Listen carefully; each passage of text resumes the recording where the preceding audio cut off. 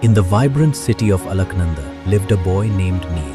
While other children spent their evenings flying kites and playing games, Neel dreamed in gears, levers and blueprints. He didn't just build toys, he brought them to life. And this year, he was building something extraordinary. His younger sister Anjali believed it was the most beautiful thing in the world. Neel believed it would make him the royal toy maker. As the days passed, the silver swan grew more magnificent. But something else was changing too. The joy that once filled Neel's workshop was slowly being replaced by something heavier. The closer he came to perfection, the more afraid he became of making a mistake. One afternoon, while searching for a tiny screw in the old market, Neel discovered a shop he had never noticed before. And from the moment he stepped inside, he felt as though he had entered another world. At the center of that world sat an old clockmaker named Harish-ji.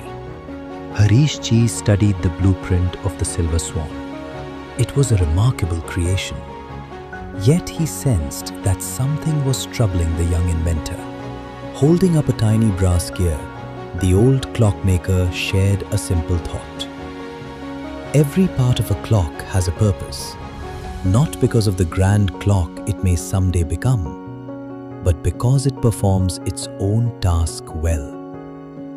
Karmanyevadhikaraste ma Phaleshu Kadachana, ma karmaphala heturbhur, mate sangostva karmani. You have the right to your actions, but not to the fruits of your actions. Do your work with sincerity and care, and do not let rewards become your only reason for acting. Neel listened carefully, yet he was not sure he truly understood. The eve of the royal toy competition finally arrived. The silver swan was complete. It was everything Neel had dreamed of. Anjali looked at the swan with the same wonder she always had. To her, it wasn't a competition entry, it was magic. But Neel no longer saw magic. He saw risk. He saw mistakes waiting to happen. And in protecting his creation, he hurt the person who admired it most. The moment passed quickly, yet the sadness in Anjali's eyes stayed with him. The Dussehra Mela was the grandest celebration in the kingdom. Every year, the finest toy makers gathered to compete for the title of Royal Toymaker. Neel had spent months preparing for this moment. Yet, as he stood beside Rajhans, he found himself thinking less about victory and more about the words of the old clockmaker. Near the entrance to the pavilion, a small boy stood crying. His favorite spinning top had broken. Neel looked at the child. Then he looked at Rajhans. The judges would arrive at any moment. Remembering Harish-ji's words, Neel knelt beside the boy. He opened his toolkit and got to work. As the top spun once more, Neel discovered a reward greater than any medal, the quiet happiness of helping someone else. Neel placed the silver swan before the judges. Rajhans moved with elegance and grace. Months of effort had come to life.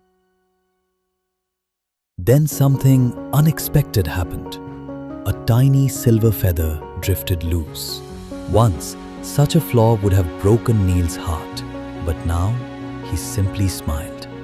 Perfection no longer mattered. The joy of creation did. The winner of the Royal Toy Competition was Neel.